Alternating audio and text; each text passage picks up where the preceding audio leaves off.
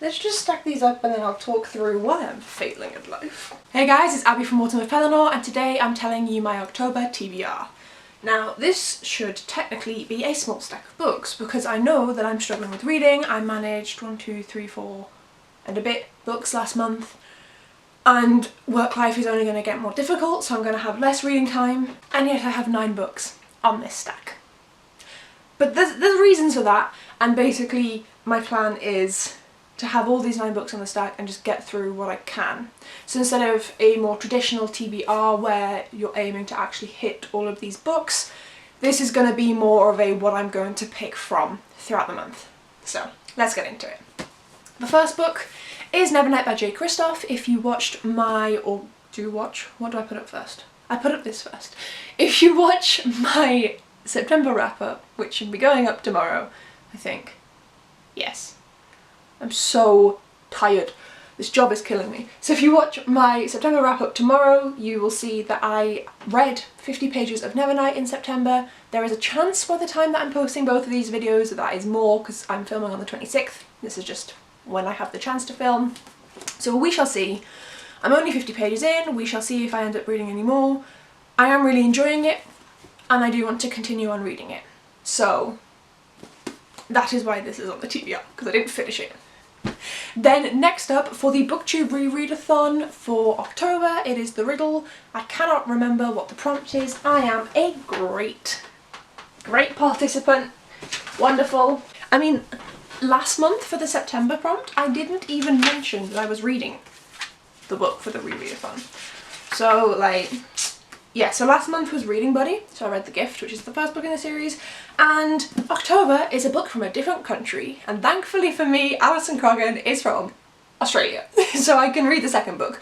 It actually works out that I'm going to be able to read this entire, well, I say this entire series, not including the prequel, which came out later in like 2016, I'm going to be able to read this entire series for the last 4 prompts of the year, which I'm loving. So yes, I'm reading this for a book from a different country. This is the second book in the Pellinor series, so as you can tell from my channel name, I adore this series.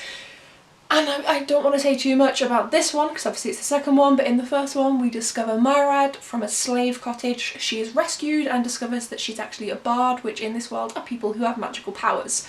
And we go from there with the young Myrad developing as the story progresses. These are big books, like 500 pages each, but I get through them really quickly because I've read them so many times, so.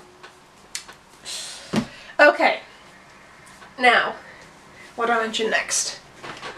Because these all fit into different categories. So I'm going to mention my A to Z TBR first, which is failing massively, but so these are the next 3 books that are on my A to Z TBR. I will link up in the cards on this side. I attempted to do it for August and fucking failed, so I'm just reading through them as I can. They're like my priority picks, essentially. And so the next 3 books that I have are Kidnapped by Robert Louis Stevenson, which is about someone who's like kidnapped and put on a pirate ship. I don't know. It's a classic children's book, so I picked it up. Shut up. Then Other Words for Smoke by Sarah Maria Griffin. I know nothing about this other than it's spooky and fantastical and from Ireland, because that's where she's from. So this should be a great read for October. And then the last one is Prodigy by Marie Lu, which is the second book in the Legend series. I really enjoyed Legend, which is like your typical YA dystopian. I found it really fun, so I'm looking forward to reading this one. Those are the next 3 books on the list. Other Words for Smoke is my priority out of these 3 because it is spoopy-ish and it's October, but I'll see what I can do with the other 2. Leading on from this into one book for spoopy, and that is Skullduggery Pleasant Seasons of War. So I really need to read this. This came out months ago. I bought this signed edition, like as in pre-ordered it, and I still haven't read it. Does it say what month it came out in? It does not. That is unhelpful. But yes, I've read all of the other Skullduggery Pleasant books. I have them all up there, as you guys probably know if you've watched my videos before, and I really need to get to this one, especially because Derek Landy just announced the next book that's coming out in 2021. I need to read this. It's October. It is the perfect time to read about a skeleton detective. And then So I know that a lot of you guys who watch me are from outside of Europe and outside of the UK, but for us here in Britain, our Black History Month is actually in October. So you guys have it earlier on in the year. I cannot remember precisely when the US has their Black History Month. But yes, it's earlier on in the year, and in the UK it is in October. So obviously I did read books regarding like by black people, about black people, for the American Black History Month, and I want to do the same for the UK. But obviously I'm still trying to read through my physical books.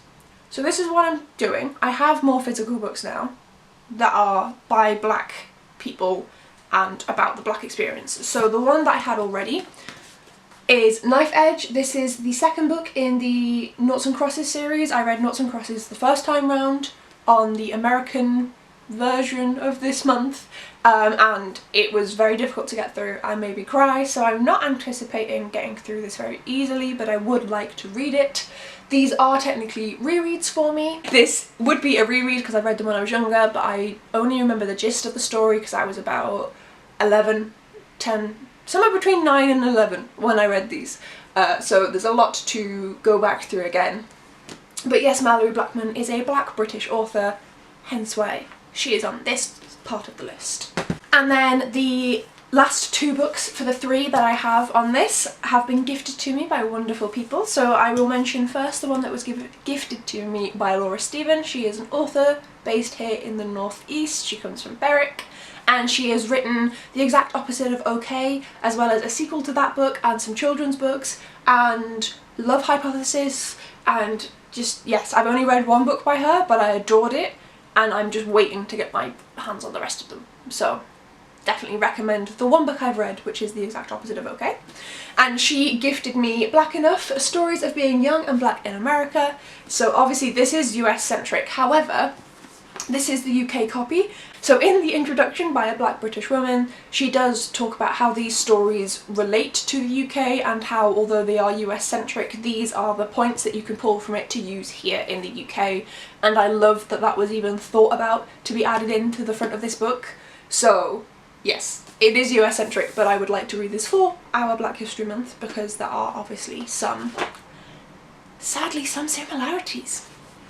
And then the last book, which was gifted to me by the lovely Carrie from Caring for Books, I will leave her channel linked down below, is Slay by Brittney Morris. So this is a book about about a young black girl who is the secret developer, and she runs this online video game world. It's an online MMORPG, massively multiplayer role-playing game. So she secretly runs this and nobody knows, and she does this like after school and stuff like that. It's a YA book, and then it's mainly inhabited by young black individuals, again in the US, and something happens, like there's a murder or a fight. Yes, a teenager is murdered over a dispute in the slave world, and so then obviously the media grabs it and runs with it and is like, it's a bad place, and this is about her dealing with that. I have heard a lot of recommendations of like, oh, if you like Ready Player One you'll like this, and from the synopsis at least it doesn't seem like they're even vaguely similar, but I am anticipating to love this. I do think it's going to be a lot of fun and will also highlight a lot of issues as well, which is the entire point of reading black written literature in Black History Month. So that is the last book on my TBR. That is why it's so big this month, is because I have a book that I am currently reading that I was reading from last month. I have my reread. I have one spooky-ish book because it's October and leave me alone. I have 3 books from my A to Z TBR that I should have read in August. And I have 3 books for Black History Month. It is also my birthday month in October. My birthday is on the 13th. It's going to be fucking shit because I'm going to go to work and then come home and then sit in the house. Welcome to lockdown, because we're locking down again. Yeah, welcome to Britain. It's not good. You Americans are like, oh, you guys are doing so much of it. Kind of, but it's like, it's still shameful. So yeah, I won't be able to see my partner. My boyfriend will not be coming to see me for my birthday. because his family is at high risk, who he lives with. So I won't be seeing him. I don't know when I'm going to be getting my birthday presents off of him. And obviously everything is a little bit messed up, so not going to be the best possible birthday. But hey. Also apparently I'm not getting any books from family because Mum told them not to, and I'm offended. But these are the books that I intend to read in my birthday month in October. I am probably going to get to like one of these, like one, uno, maybe two, maybe the Riddle and the Seasons of War, and that will be it. But I'm gonna try, I promise. Let me know if you guys have read any of these, and also how you are coping with everything kind of changing at the moment. A lot of, I'm saying this in my video that's going up tomorrow as well, but a lot of people are going back to work or back to school, and things are trying to find a semblance of normality right now, and that is difficult for a lot of us. So let me know how you guys are getting on down below. Feel free to vent, because oh boy do I need somewhere to vent to. And I will see you guys in my next video. Thank you so much for watching. Bye.